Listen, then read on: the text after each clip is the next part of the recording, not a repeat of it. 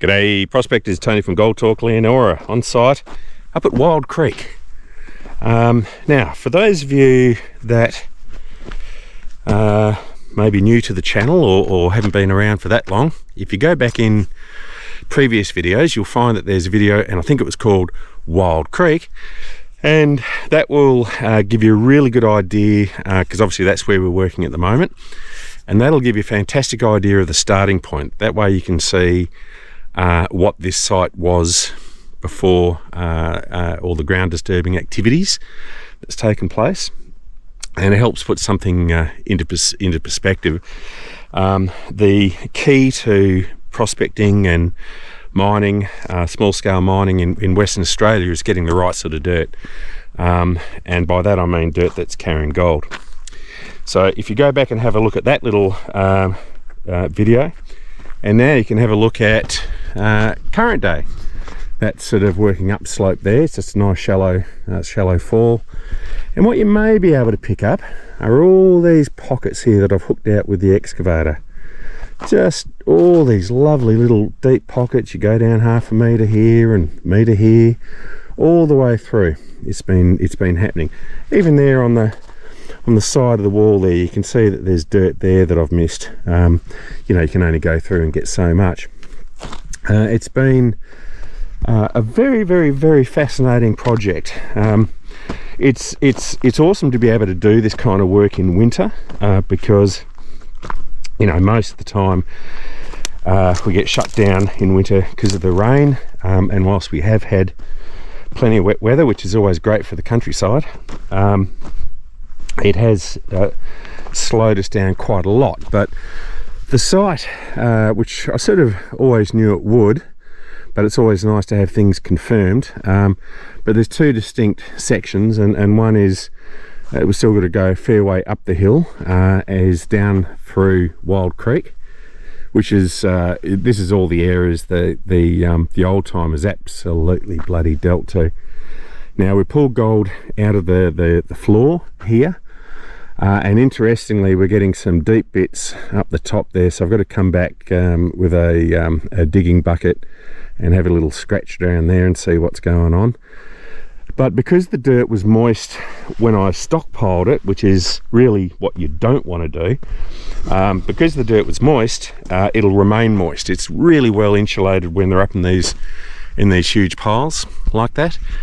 You can see here, so this dirt along the embankments all through here, that's going to go through the dry blower, and that probably won't happen till I'd say August, September, depending on weather.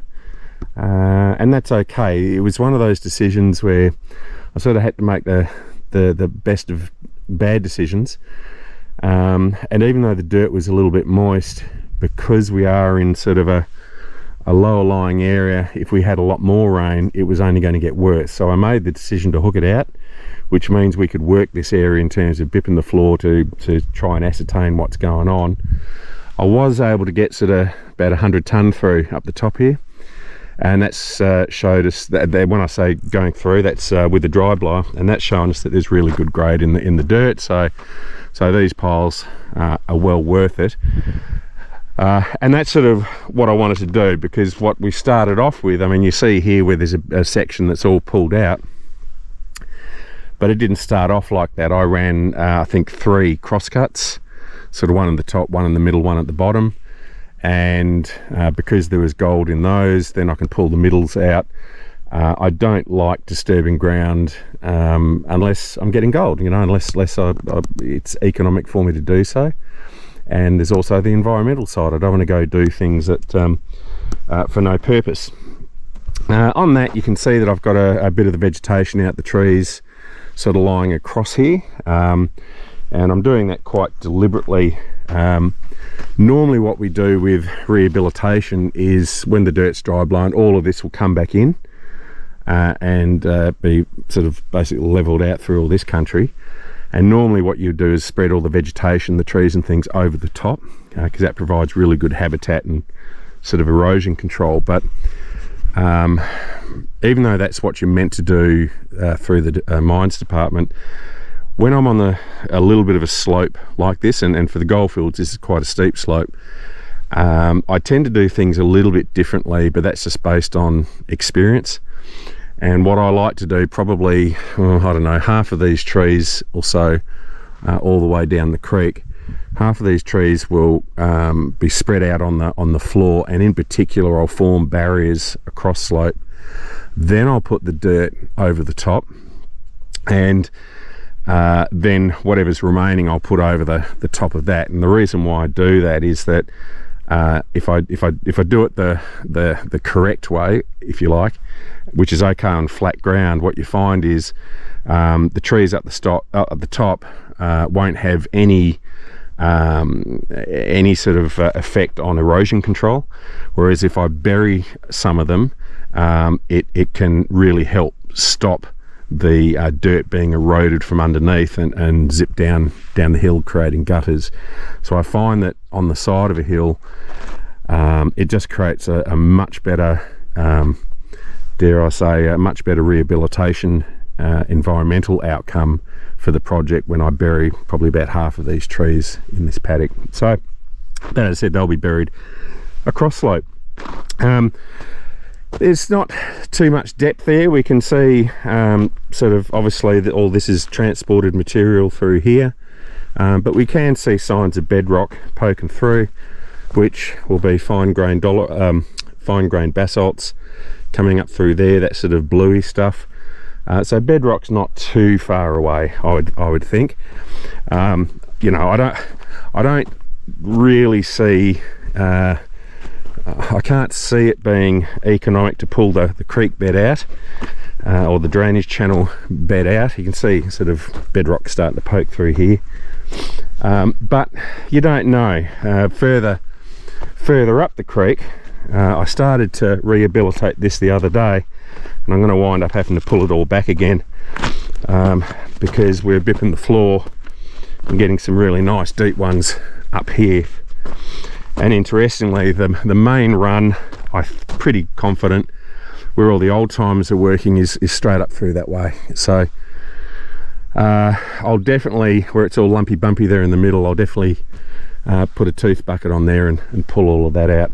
But as I said, it's a project in at least two parts at this stage. We've got Wild Creek going this way, and with a bit of luck that'll keep going, because you know we haven't got that much dirt out, but it's not the volume, it's the grade. And then on the side of the hill going that way, we've got another excellent run. That's where we're getting good, lots of little pieces with a metal detector over the last few years.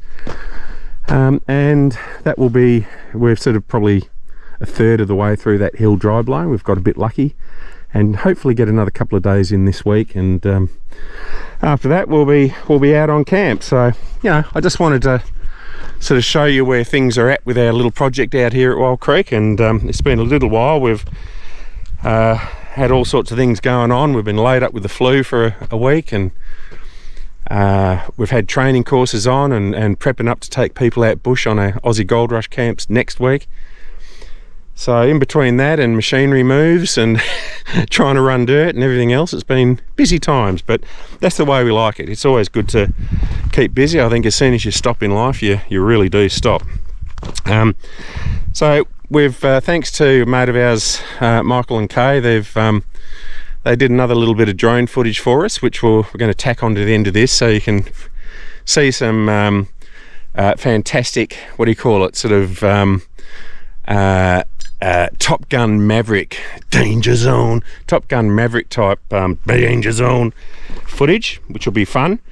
And last thing I just wanted to say was thank you so much for people's support, and thank you for understanding Lisa's weird sense of humour. I am perfectly normal, of course.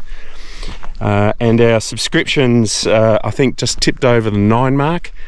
But you know, in a sort of a, not a sad announcement, but I mean, I think it's just the way it is, that we're going to cap it at 10. We sort of feel that 10 subscribers is enough for us to handle. So I suppose what I'd say is, if you enjoy watching the videos, that's awesome, and we thank you for that, and hopefully they're not too quirky, and hopefully there's information which will help, which is what these vids are all about. But please, whatever you do, do not like or subscribe. We don't want you to do that, or click the bells or whatever the hell it is. We're not interested. 10 subscribers is more than enough. That leaves one spot open at the moment, and that'll do. So please do not like and do not subscribe. That's the most important thing. So thank you very much. Enjoy the drone footage, and we'll see you next time, prospectors. Uru. Danger zone.